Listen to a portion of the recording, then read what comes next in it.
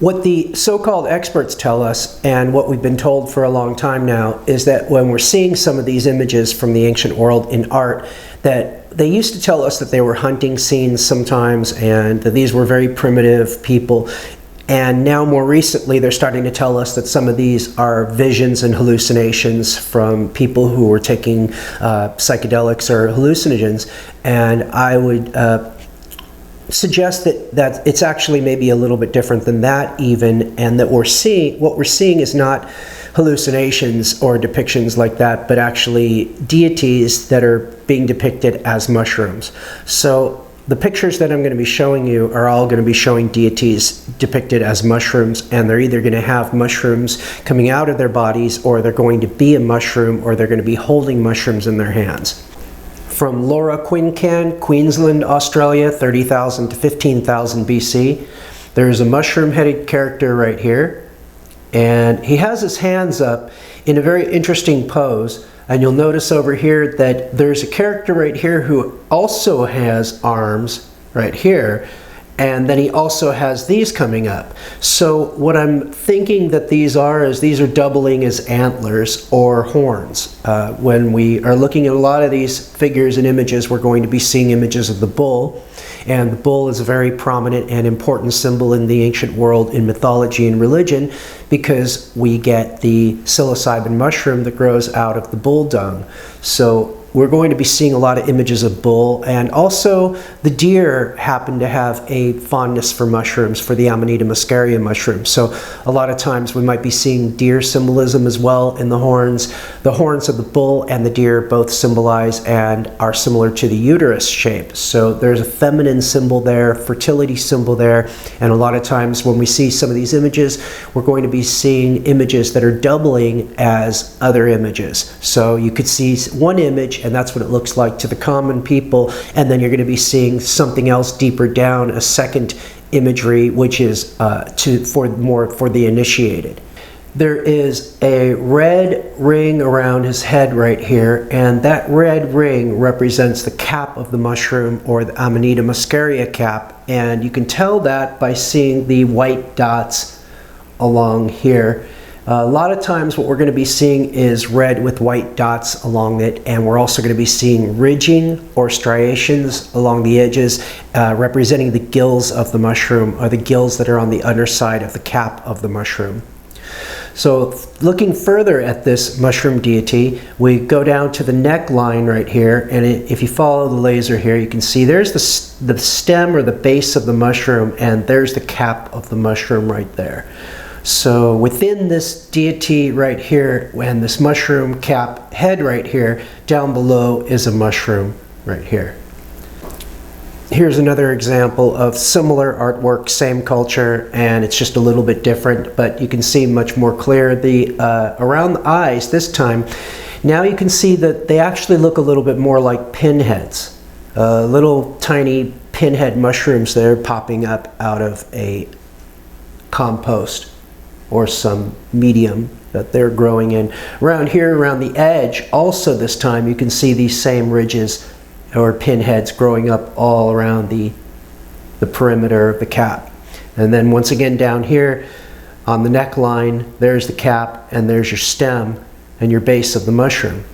Now, why is it done like this? Well, it's my belief, and through my research I've discovered that the ancient people believed and considered the mushroom itself to be goddess or god, the ultimate deity that brought life or consciousness to this planet, or that is the inspiration, or is the single source that we're all connected to. It appears to me that the art was created as a form of expressing goddess or god in some artistic way without having to actually just show it as it is. In the different ways that the people in the ancient world occulted the mushroom, that became the development of the art. So the art became how clever and different, the different creative ways and the different imaginative ways that the mushroom could be occulted. And it looks like we are looking at a story of creation here. The story of the creation is usually associated with the serpent in many different folklore and fairy tales and different stories all around the world. And the reason being that the serpent is associated with the story of creation is because the serpent actually is the symbol for the mushroom. And it's one of the things that will become more and more obvious as we go through the images, through these videos.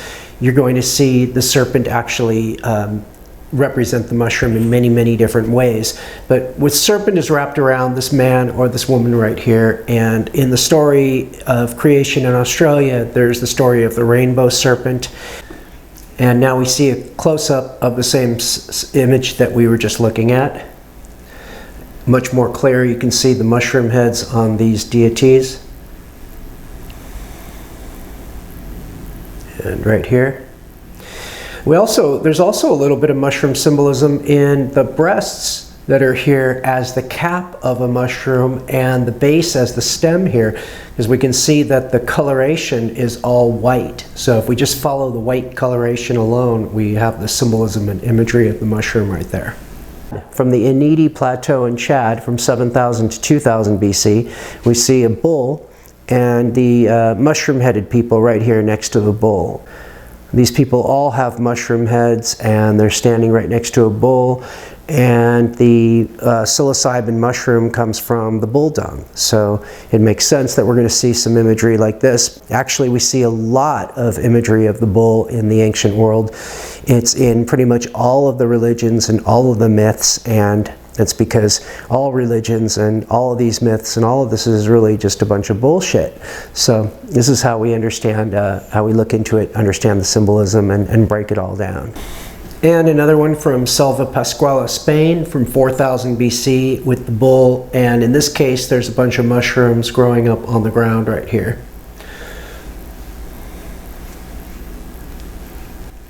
Now this is from the same location, but this time we can see bulls in the sequence with these mushroom-headed people over here. There's these, all three of these bulls have horns on them right here. And these guys are definitely mushroom characters right here. This is a mushroom-headed person with 7 heads, and it's aligned and very similar to the menorah. So this is about 1500 years before the time of the Israelites and the books that we read about included in the Old Testament. That would lead me to conclude that the idea for the menorah came from images and mushroom symbolism similar to this. Now this is also from Siberia, and what we're looking at right here is a case of what I would consider or call Thunderbird. And the Native Americans also had these Thunderbirds that they depicted in their art as well, which I find interesting because this is Siberia, and we're going to see some images from North America that look very similar really soon. But up above on the headdress, on the head right here, you can see the same thing that we saw in some of the Wandjina art with the spores coming up around the balls and up here in the top and the little stems down below. And those look like pinheads coming up from the mushrooms.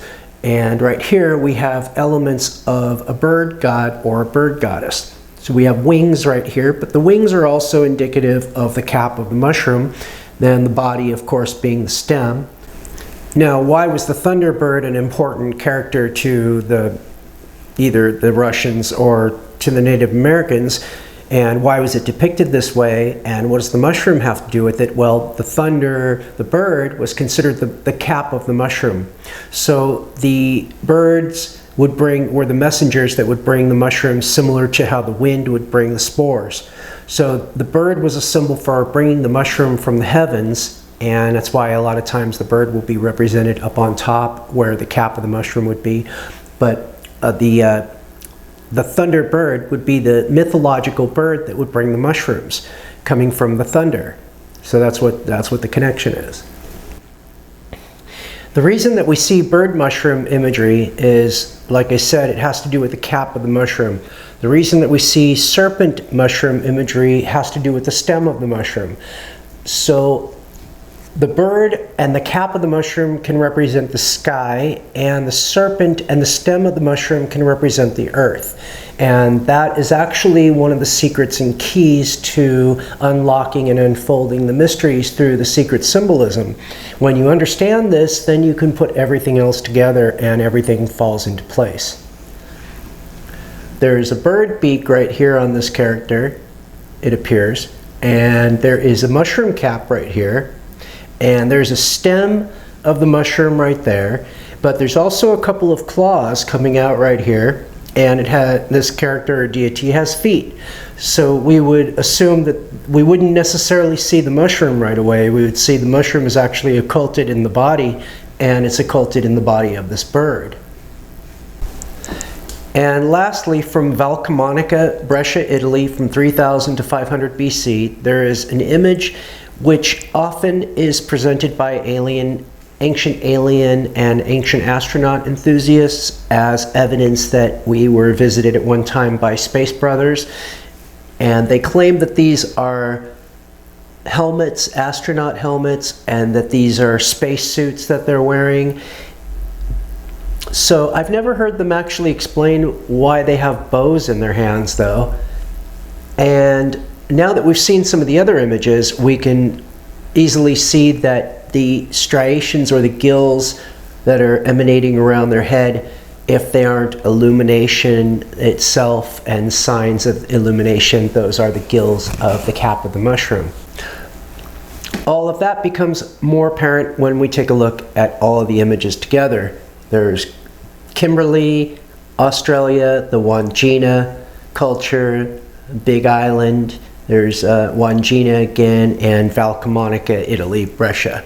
So what we see is the same ridging and striations and gills around the head on all of these figures, and in every single case they are mushroom gills or spores or pinheads like we see right here. So I don't think that in this case they're going to be ancient aliens or ancient astronauts. And the reason they have the bows is because they're archer deities.